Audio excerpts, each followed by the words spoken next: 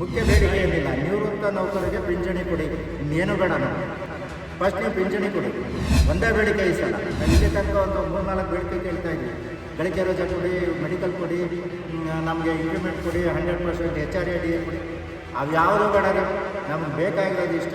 ಯಾರು ಇವತ್ತು ನೌಕರರು ನಿವೃತ್ತಿ ಆಗಿದ್ದಾರೆ, ಒಂದೇ ಬೇಡಿಕೆ ನಿವೃತ್ತಿ ವೇತನವನ್ನು ನಮಗೆ ಜಾರಿಗೊಳಿಸಿ.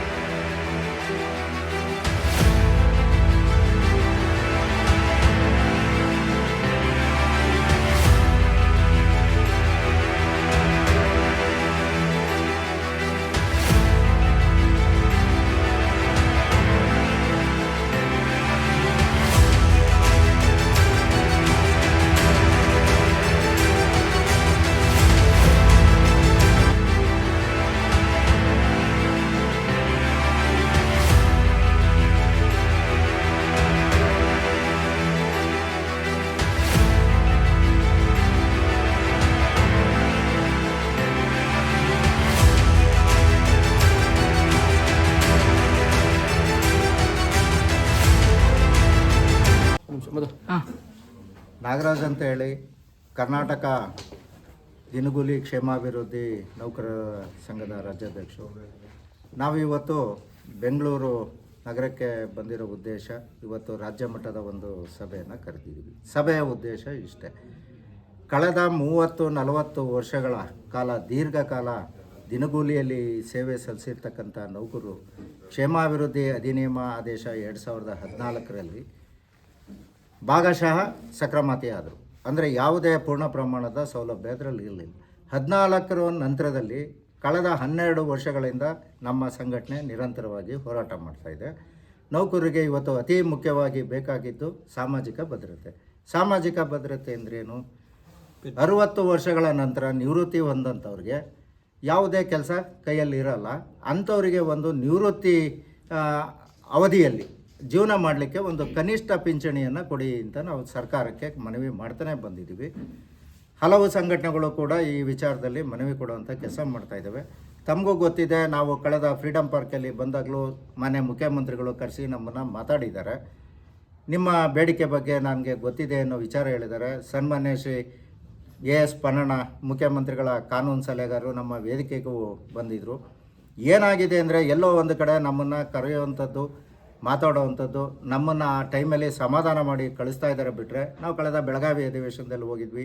ಈ ಸಲದ ಅಧಿವೇಶನದಲ್ಲೂ ಕೂಡ ನಮ್ಮ ಕಾರ್ಯದರ್ಶಿ ಮತ್ತು ಬೆಳಗಾವಿ ಅಧ್ಯಕ್ಷರು ಹೋಗಿ ಭೇಟಿ ಮಾಡಿದ್ದಾರೆ. ಏನು ಪ್ರಯೋಜನ ಆಗ್ತಾಯಿದೆ?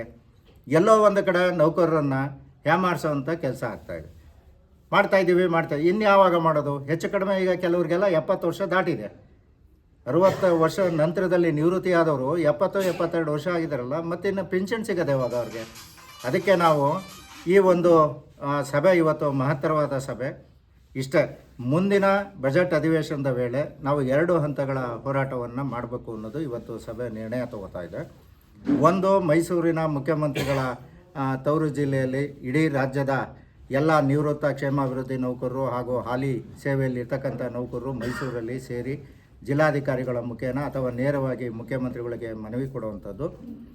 ಆ ಮನವಿಗೂ ಕೆಲಸ ಆಗಿಲ್ಲ ಅಂದರೆ ಬರೋ ಬಜೆಟ್ ಅಧಿವೇಶನದಲ್ಲಿ ನಾವು ಯಾವುದೇ ಕಾರಣಕ್ಕೂ ಬೇಡಿಕೆ ಈಡೇರಲ್ಲ ಅನ್ನೋ ತನಕ ನಾವು ಕೂರಬೇಕು ಅನ್ನೋದು ಒಂದು ಇವತ್ತು ಸಭೆಯ ನಿರ್ಣಯ. ಹಾಗಾಗಿ ಎಲ್ಲರ ನಿರ್ಣಯದ ಮೇಲೆ ನಾವು ಮುಂದಿನ ಹೋರಾಟದನ್ನು ರೂಪುರೇಷೆಗಳನ್ನ ನಾವು ಮಾಡಲಿಕ್ಕೆ ಇವತ್ತು ಇಲ್ಲಿ ಸೇರ್ಕೊಂಡಿದ್ದೀವಿ. ಮುಖ್ಯ ಬೇಡಿಕೆ ಏನಿದೆ ಅಂದರೆ, ಮುಖ್ಯ ಬೇಡಿಕೆ ಏನಿಲ್ಲ, ನಿವೃತ್ತ ನೌಕರರಿಗೆ ಪಿಂಚಣಿ ಕೊಡಿ, ಇನ್ನೇನು ಬೇಡ ನಮಗೆ. ಫಸ್ಟ್ ನೀವು ಪಿಂಚಣಿ ಕೊಡಿ, ಒಂದೇ ಬೇಡಿಕೆ ಈ ಸಲ. ನಾವು ಇಲ್ಲಿ ತನಕ ಒಂದು 3-4 ಬೇಡಿಕೆ ಕೇಳ್ತಾ ಇದ್ವಿ. ಗಳಿಕೆ ರಜೆ ಕೊಡಿ, ಮೆಡಿಕಲ್ ಕೊಡಿ, ನಮಗೆ ಇಂಕ್ರಿಮೆಂಟ್ ಕೊಡಿ, 100% HRA ಕೊಡಿ. ಅವು ಯಾವುದೂ ಬೇಡ ರೀ, ನಮಗೆ ಬೇಕಾಗಿರೋದು ಇಷ್ಟ. ಯಾರು ಇವತ್ತು ನೌಕರರು ನಿವೃತ್ತಿ ಆಗಿದ್ದಾರೆ, ಒಂದೇ ಬೇಡಿಕೆ ನಿವೃತ್ತಿ ವೇತನವನ್ನು ನಮಗೆ ಜಾರಿಗೊಳಿಸ್ಕೊಡಿ. HN ಆಂಜನಪ್ಪ, ಬೆಂಗಳೂರು ಗ್ರಾಮಾಂತರ ಜಿಲ್ಲೆ ರಾಜ್ಯ ಮಟ್ಟದ ಯೂನಿಯನ್ ಲೀಡರು. ನಮ್ಮದು ಸರ್ಕಾರದಲ್ಲಿ ಮುಖ್ಯ ಬೇಡಿಕೆ ಏನಂದರೆ, ನಮ್ಮನ್ನು ಕ್ಷೇಮಾಭಿವೃದ್ಧಿ ನೌಕರರನ್ನು ಕಾಯಿ ಮಾಡೋದೇ ನಮ್ಮ ಮುಖ್ಯ ಬೇಡಿಕೆ.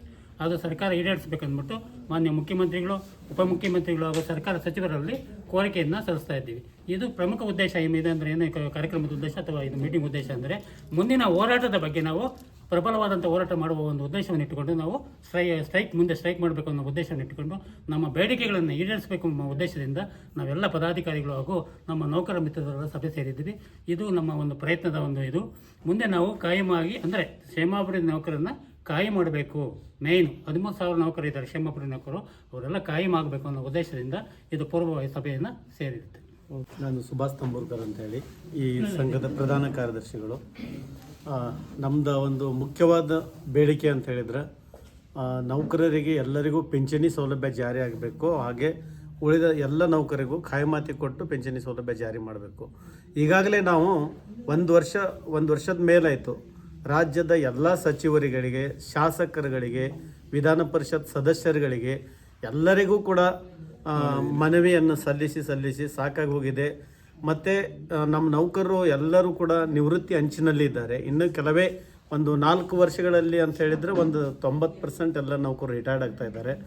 ಅವರಿಗೆಲ್ಲರಿಗೂ ಕೂಡ ಒಂದು ಕಾಯಂ ಭಾಗ್ಯ ಮತ್ತು ಪಿಂಚಣಿ ಭಾಗ್ಯ ಜಾರಿಗೊಳಿಸ್ಬೇಕಂತ ಹೇಳ್ಕೊಂಡು ಸರ್ಕಾರದಲ್ಲಿ ಮನವಿ ಮಾಡ್ಕೊಳ್ತಾ ಇದ್ದೇವೆ. ಮತ್ತು ಎಲ್ಲರಿಗೂ ಬಡವರಿಗೆ ಅನುಕೂಲ ಮಾಡಿಕೊಡ್ತಾ ಇದ್ದಾರೆ. ಎಲ್ಲ ನೌಕರರಲ್ಲಿ ಏನಿದಾರಲ್ಲ ಎಲ್ಲರೂ ಕೂಡ ಬಡವರೇ. ಇಲ್ಲಿ ಯಾರು ಶ್ರೀಮಂತರ ಮಕ್ಕಳು ಇಲ್ಲಿ ಕೆಲಸಕ್ಕೆ ಬರ್ತಾ ಇಲ್ಲ, ಎಲ್ಲ ಬಡವರೇ ನೌಕರಿ ಇರೋದ್ರಿಂದ ಎಲ್ಲ ನೀವು ಬಡವರಿಗೆ ಎಂತೆಂಥ ಯೋಜನೆಗಳನ್ನು ಜಾರಿ ಮಾಡಿದ್ರಿ ಸರ್ಕಾರ, ಅದು ಕೂಡ ನಮ್ಮ ನೌಕರಿಗೂ ಕೂಡ ಜಾರಿ ಮಾಡಬೇಕಂತ ಹೇಳ್ಕೊಂಡು ನಾವು ಸರ್ಕಾರದಲ್ಲಿ ಒತ್ತಾಯ ಮಾಡ್ತಾ ಇದ್ದೇವೆ. ಈಗ ಮುಂದಿನ ಹೋರಾಟದ ಬಗ್ಗೆ ನಾವು ಸಭೆಯನ್ನು ನಿಗದಿ ಮಾಡಿ ಸಭೆಯಲ್ಲಿ ನಿರ್ಣಯ ತಗೋತಾ ಇದ್ದೇವೆ.